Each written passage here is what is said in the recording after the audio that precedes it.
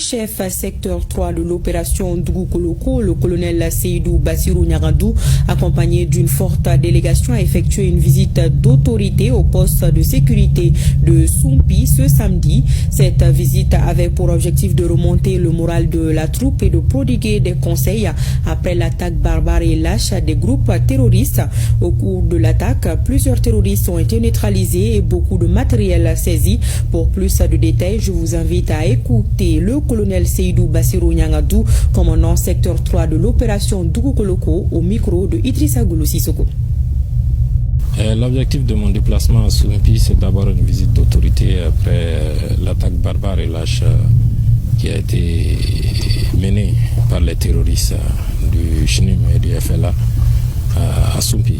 Je suis venu d'abord me recueillir devant la tombe de nos braves soldats, de nos martyrs qui sont tombés, pour que cette visite soit aujourd'hui. Et souhaiter aussi prompt rétablissement aux blessés qui ont aussi donné de leur sang pour que le poste puisse exister. Et je suis venu aussi avec le message du commandant du théâtre centre pour féliciter les hommes qui se sont battus et qui continuent à se battre au quotidien pour que le secteur soit sécurisé, pour que Soumpi et ses alentours soient sécurisés. Nous avons aussi profité pour apporter de la logistique.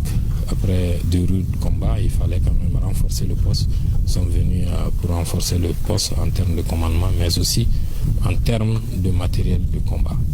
Et nous allons rassurer la population de Soumpi ainsi que les villages environnants, que les femmes vont continuer à poursuivre leur mission de sécurisation, que Soumpi et ses environnants et les villages aux alentours, que tout le secteur sera sécurisé par les femmes et qui sont encore engagés pour quand même préserver la paix et la sécurité au niveau du secteur, au niveau de Tombouctou. Du matériel saisi, on en a beaucoup. Du matériel brûlé, il y en a beaucoup. Des blessés, l'ennemi en a emporté certains. L'ennemi a apporté aussi des morts. Et nous disons que leur objectif c'était de prendre le contrôle du camp. Malheureusement, ils n'ont pas pu. Et puisque nous avons des hommes déterminés, des hommes prêts à se sacrifier, prêts à se donner pour quand même sauvegarder le camp. Donc nous ne penchons pas trop sur le nombre de victimes des terroristes, sinon il y en a beaucoup.